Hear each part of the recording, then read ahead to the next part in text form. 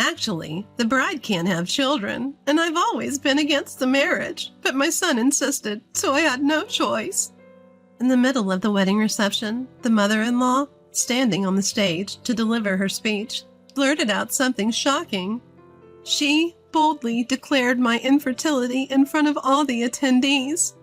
Well, as you can see, the bride is a barren failure. But she's a career woman and she earns well, so I reluctantly accepted the marriage. I was left speechless by her audacity. How could she label a woman who can't have children a failure and shame her in front of everyone? The mother-in-law, who was completely oblivious to the horrifying words she had just uttered, proudly scanned the room with a triumphant look on her face. The wedding hall fell silent at the unexpected insult from the mother-in-law.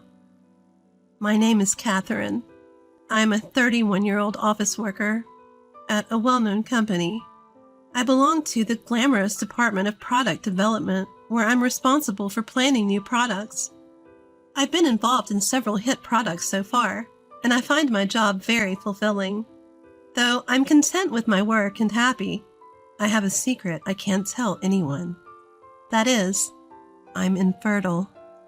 I found out 5 years ago that I can't have children.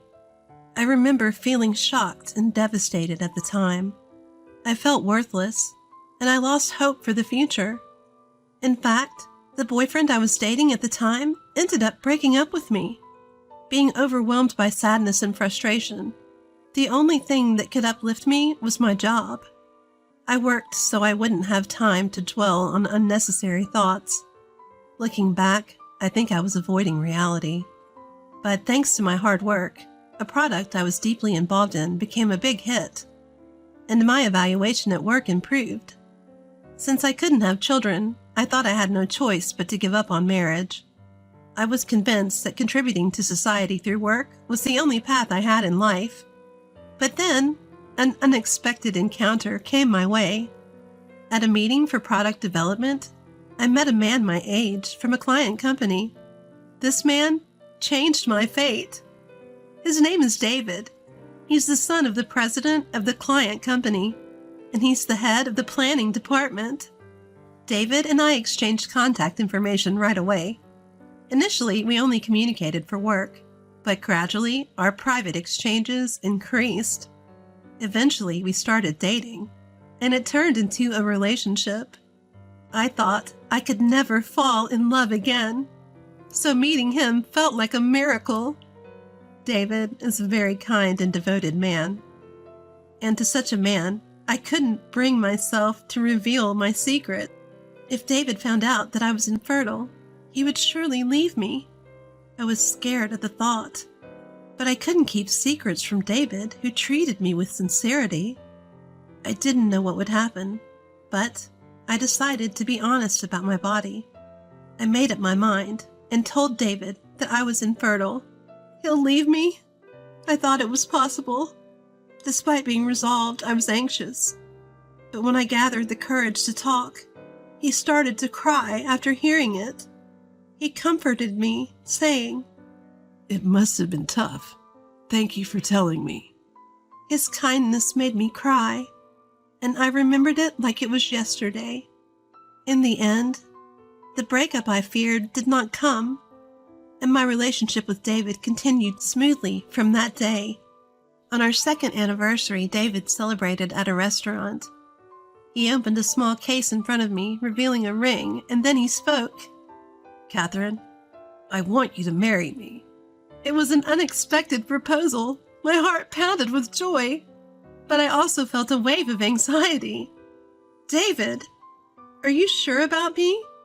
I can't have a baby. We can't have our own child. Are you still okay with that?" Even though David understands my situation, the weight of marriage is something different. I couldn't immediately say yes to his proposal. "Yeah, it doesn't matter. I want to spend the rest of my life with you, Catherine. Even when things get tough, even when we're sad, I want us to live through it all together." David reassured me, taking my anxiety into account. At that moment, I might have shed a lifetime's worth of tears. Since the day I was diagnosed as infertile, I had never dreamt that this day would come. I knew then that I could face anything as long as I was with him. I accepted his proposal, certain of my feelings. I want to live my life with you too, David. Thank you for always caring for me. I look forward to our future together. And so we quickly began preparations for our wedding. I was already past 30. I was eager to become a wife, to officially join our lives together as soon as possible. It's funny how much you want to rush things once a proposal is on the table. Now that marriage was becoming a reality, I felt it all the more.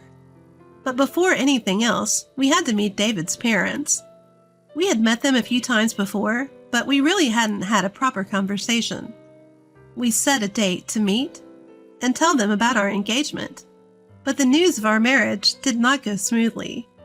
While his father was very happy, his mother kept a stern face throughout. And then, "Catherine, I can't accept that you're going to marry David."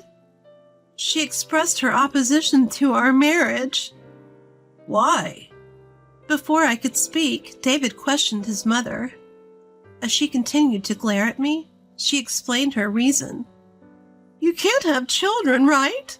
That means we won't have any grandchildren, doesn't it? Our only son David can't have a child. Is there anything worse?" She brought up the very thing I didn't want to be confronted with. I was prepared to face blame for being infertile, but hearing it said outright really hurt. Her words left me without a reply. "You understand, right? David is set to become the next president of the company. It's only natural that we expect his wife to produce an heir. Marrying someone who can't do that, I won't allow it."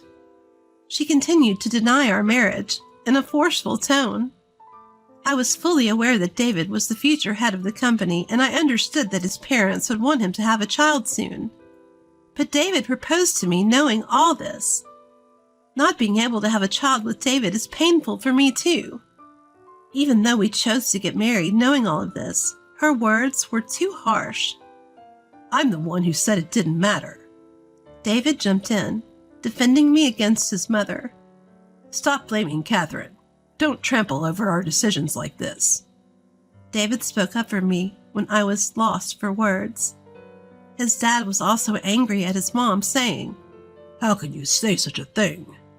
But no matter what anyone said, his mother remained unmoved, her expression unchanged. "I'm not saying anything wrong," she declared before leaving the table, indicating she had no more to discuss. In the end, our conversation that day didn't lead to any resolution. Still, it didn't change our firm decision to get married. We took the plunge and registered our marriage with his father's approval. We knew if we waited for her approval, we might never get married. "It doesn't matter if my mom is against it," David reassured me. "I'm the one who wanted to get married. Let's just wait for her to eventually give in." And so David and I became husband and wife. Yet even after that, his mother refused to acknowledge our marriage. "I will never accept this. I won't even attend the wedding," she said, pushing it even further. Because of this, we decided to put off the wedding ceremony. We still hoped to have her acceptance before we celebrated our union. Day after day, his father tried to persuade her, and both David and I continued to appeal to her, pouring our hearts out into every plea. But she remained stubborn and refused to give in. Eventually, even my parents visited his parents' house several times to try and talk her down. Even some of David's relatives suggested she accept our marriage. Finally, after all these earnest appeals from everyone around her, she relented. At last, we could proceed with the wedding ceremony. She still seemed discontented, but David and I began our preparations and finally set a date for our wedding. It was a year from the day we registered our marriage, essentially our first wedding anniversary. When our wedding day was finally set, David and I felt relieved, and before we knew it, the day of our wedding arrived. I was deeply touched, filled with joy that we were finally celebrating this day. I was finally able to wear the wedding dress that I had almost given up on. It felt like a dream come true. The wedding ceremony went smoothly at the church, and the reception began. Surrounded by the blessings of many attendees, I was overflowing with happiness. I owe it all to David, who stood by my side and led me here, even when I was feeling defeated and thought I wasn't worthy of marriage. I couldn't thank him enough. Seeing David all dressed up and looking so gallant and dependable made me so happy. As the reception proceeded and we were about to retreat for a costume change, I noticed his mother taking the stage. It looked like she had asked the MC for permission to say a few words to the attendees. And so she started her speech on her own. Thank you all for coming to celebrate my son's wedding today. The truth is, the bride can't have children, and I've been against their marriage all along. I was about to leave my seat to change, but her words made me freeze on the spot. She had just mentioned something that shouldn't be said, especially not here at our joyful wedding celebration. The lively atmosphere in the venue quickly hushed to a silence. But my son was insistent, so I gave in and accepted their marriage. In the dead silent hall, mother-in-law's voice was the only one echoing. Frozen in place, I watched as David tried to approach mother-in-law and snatched the microphone. Mom, can you stop this?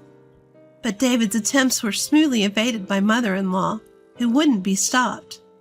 Holding onto the microphone tightly, so as not to lose it, she continued to address the attendees. You see, I will never be able to hold a grandchild in my life. Can you believe such a dreadful story? Really, I don't understand why he chose a woman like this. I was flabbergasted by the barrage of harsh words.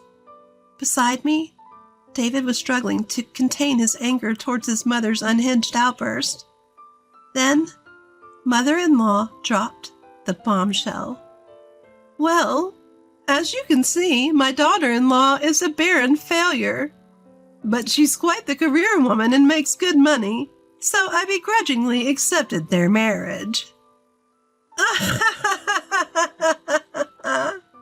Mother-in-law chuckled loudly at her own words. She then looked at me and added one final jab. You should be grateful. It's thanks to me that you're having this day.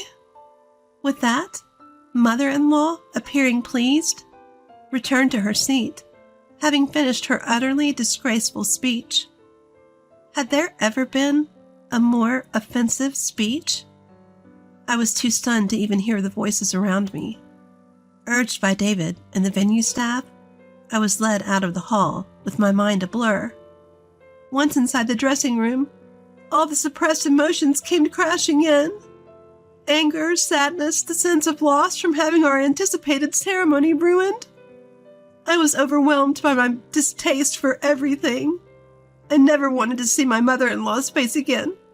I didn't want to return to a venue where such a person was present. As I was changing out of my current dress for the next one, I refused to put on the next dress and changed into my own clothes instead. I've had enough. I'm going home, I told David and ran out of the dressing room, towards the entrance of the venue. Catherine, wait a minute. Ignoring David's attempts to stop me, I jumped into a taxi that was parked at the entrance. I asked the driver to take me home.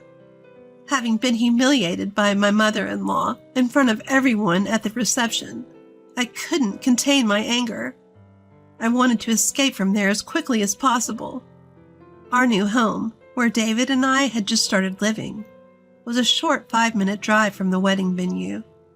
Upon entering our home, the tears I had been holding back flowed freely.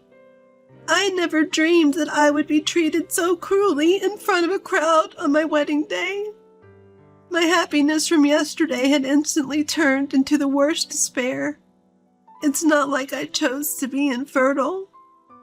And to expose that in front of so many people, especially on a day like this. Thoughts were racing through my head. While I was wiping away my tears, David arrived. Catherine, I'm truly sorry. Please forgive me. I never imagined my mother would say such horrible things. I'm sorry I couldn't do anything for you. David bowed deeply to me, offering words of apology. He explained that, as the groom, he couldn't afford to raise his voice against his mother's antics. I knew very well that David was a decent person. And besides, mother-in-law was the one at fault here. I didn't feel like blaming him at all. Please, Catherine, let's go back to the wedding. I told my dad to keep my mom out of the venue. They're in the middle of a dress change, and it's a mingling time for the guests. We can still make it back in time. I don't want our reception to end in shambles like this. Please, let's go back together. I nodded at David's plea. I decided to trust him and return to the wedding. I didn't want to cause any more pain for him, my supporter and my understanding companion. Moreover, I was reluctant to ruin the reception we had both painstakingly prepared for. Apologizing to David for rushing back home in a huff, we made our way back to the venue. In the taxi, we held hands, promising to see our wedding reception through to the end. Once we returned and entered the family waiting room, we found my mother-in-law surrounded by relatives. It was clear from her exhausted expression that she had been heavily reprimanded. Seeing my face, mother-in-law approached me. "Oh, Catherine, I'm so sorry. Can we just pretend that earlier incident never happened?" She lowered her head slightly towards me, pleading for forgiveness in a childish voice. It was a complete turnaround from the smug face she had displayed at the reception. "What? How could you even suggest that? After the humiliation you caused in front of so many people? How can you say let's just forget it all happened?" My anger resurfaced at mother-in-law's insolent behavior. The audacity of asking for forgiveness after what she had done was beyond my comprehension. Why was she seeking forgiveness in the first place when she didn't even want to accept me? She could have just left things the way they were if she disliked it so much. I expressed my unwillingness to forgive her to my mother-in-law and started preparing to get back to the ceremony. "Don't be like that. I'm apologizing, so why won't you forgive me? I had no idea that one of your relatives was a key client of our company." My maternal uncle, as it turns out, runs a significant client of my father-in-law's company. Apparently, while I was away, he had given mother-in-law a serious dressing down. He had even hinted at stopping the business transaction. Thanks to my father-in-law's desperate apologies, the situation was barely kept under control. I immediately understood why mother-in-law was apologizing. It wasn't out of guilt or regret towards me, but for her own self-preservation. I was so astounded that I was at a loss for words. It was then that David, who had been silently watching our exchange, finally spoke up. "Mom, is that your idea of an apology? Aren't you disrespecting Catherine too much? And you're apologizing to her just because you were scolded by a client." My mother-in-law looked blankly at David, who had raised his voice suddenly. It was rare for him to lose his temper like this, as he was typically calm and collected. It was understandable that mother-in-law was taken aback. "Do you even understand how much you hurt Catherine, Mom? You made light of our most sensitive issue in front of everyone at our wedding. As a person, that's the worst thing you could do. No matter the reason, it's unforgivable to casually bring up someone's health issues like that." David didn't hold back, continuing to shout at mother-in-law. He let out all the pent-up feelings he had towards his own mother. He had witnessed firsthand how his mother-in-law had hurt me time and time again, using my infertility as a weapon. The worst of it all was her outrageous behavior at today's reception. David's gaze upon his mother was filled with disdain. "I'm done with you. Consider yourself without a son. If you can't accept Catherine as my wife, that's your problem. What you say doesn't affect us. Our family doesn't concern outsiders." A complete disavowal. David finally laid it out for my mother-in-law. He declared he had no intention of associating with her from here on out. As far as he was concerned, he had no mother. That's what he told my mother-in-law. David, don't say things like that. I really want to celebrate you. Don't be angry, okay? I won't say anything more. Let's lift the mood and enjoy the wedding, shall we? His mother turned sickly pale at David's words. In a fluster, she tried to gauge his mood. However, there was nothing she could say now that would make David listen. Today's not only about me, it's about Catherine too. We're a team, we're one. Looking down on Catherine is just like looking down on me. I get it, you don't want to celebrate us, so just leave now. Get out. Her apologies were nothing more than self-preservation. There was no sincerity towards me. David told her mercilessly to get out. He told her that I was his only family. I can't believe this, David. Upon hearing David's words, his mother stood there dumbfounded. It seemed she hadn't expected such clear repulsion from her son. A cold gaze was cast upon her by David, me, David's father, and the rest of the relatives. Having lost all allies and standing alone, she finally accepted the reality. Her only option was to leave the scene. After she had gone, I quickly changed my dress, took David's hand, and we returned to the venue hand in hand. Guests who were oblivious to the turmoil that had occurred. Although we had kept them waiting for a considerable length of time, they welcomed us back with a round of applause. It seemed like everyone had sensed the situation and kindly waited for us. I was truly grateful for this warm atmosphere. And the wedding reception, now devoid of my mother-in-law, proceeded smoothly, with David and I preparing to give our final speech. We made sure to apologize sincerely for the disruption caused by my mother-in-law, and so we managed to conclude our reception without further ado. Following this, true to David's declaration, we decided to completely distance ourselves from my mother-in-law. David changed his contact information, making sure no communication came through from her. He even proposed that we move homes, even though we'd just settled into our new one. Realizing David's firm intent to sever all ties with mother-in-law, I agreed to the move.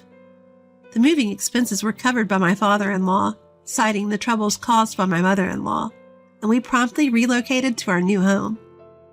After ensuring our move was complete, father-in-law took the opportunity to serve mother-in-law with divorce papers.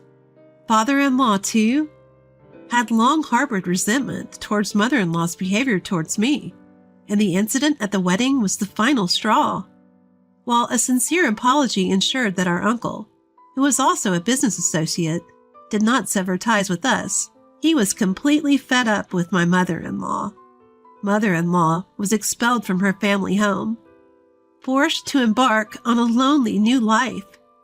Since David and I have no involvement, we have no idea about mother-in-law's whereabouts or her current state. Rumors suggest that due to the disgraceful display at the wedding, no family members are willing to aid her, and she is living a lonely, harsh life. Apparently, she's residing in a budget apartment, barely making ends meet by working part-time jobs from morning till night. On the other hand, David and I are enjoying a harmonious married life. We have no children, but even without the blessing of children, we can live together for the rest of our lives, as long as we continue to respect and grow with each other every day. We can always be happy. David and I believe this, as we join hands and face our future together. Our hopes spread toward the future we are building together.